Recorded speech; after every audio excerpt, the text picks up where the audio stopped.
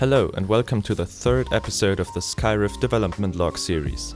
This is a weekly series where I talk about the progress I made on my game and present different new features. This week I made a lot of different particle effects, created a new shockwave mechanic and made spaceship hits more impactful. If you want to stay updated and be among the first to hear about new updates, you can subscribe to this channel or visit my website and sign up for Skyrift's email list.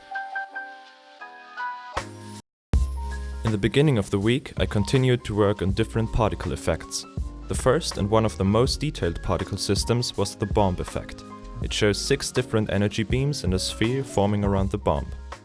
As always for particles, I used Unity's VFX graph, which I'm slowly getting better at. The particle graph actually consists of 7 different subgraphs, one for each beam and one for the outer sphere.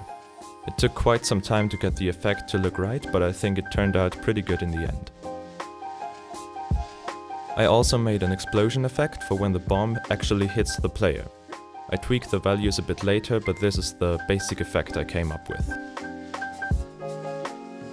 In the evening I created a second explosion effect for rockets. I think this one turned out really cool, especially the smoke particles which spawn after the explosion really add to the effect.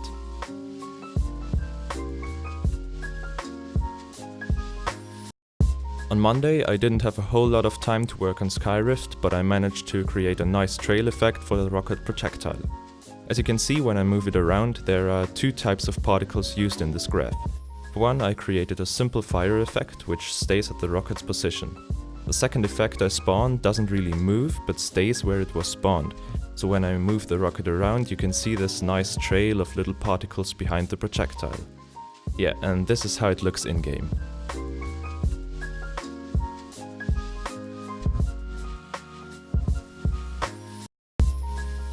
After some gameplay testing, I decided to completely remove the shield and replace it by something else. The slow nature of a shield just didn't fit the style of a game and it was kind of boring to use. On Wednesday I started to work on a new mechanic which I would use instead, a shockwave. The shockwave deflects all projectiles and pushes them away from the player. I think it just better fits the gameplay and it also looks a lot better since I added a low saturation and lens distortion effect when using it. The next thing I did was to tweak the shockwave a bit. I changed the amount of force that gets applied to each projectile and also made projectiles stop in mid-air for a short amount of time when initiating the shockwave. This way they can't hit the player while the shockwave animation is playing. I also implemented this small zoom mechanic which lowers the camera field of view when defending, grabbing or throwing projectiles.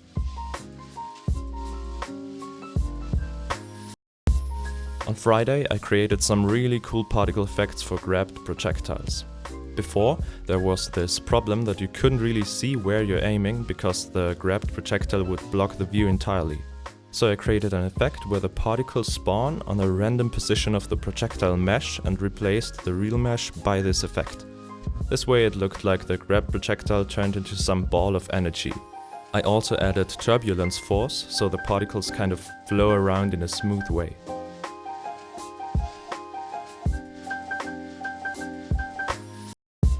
The last things I did this week were a particle effect for the shockwave, which was really easy to make.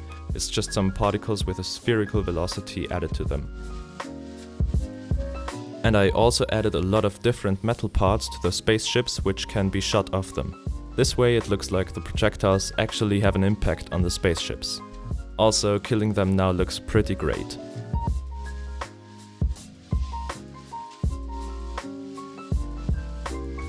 Alright, that's everything I got done this week. As I said before, I upload these devlogs every week, so you can subscribe for weekly updates about the game. If you have any questions, let me know in the comments or send me an email. See you next time.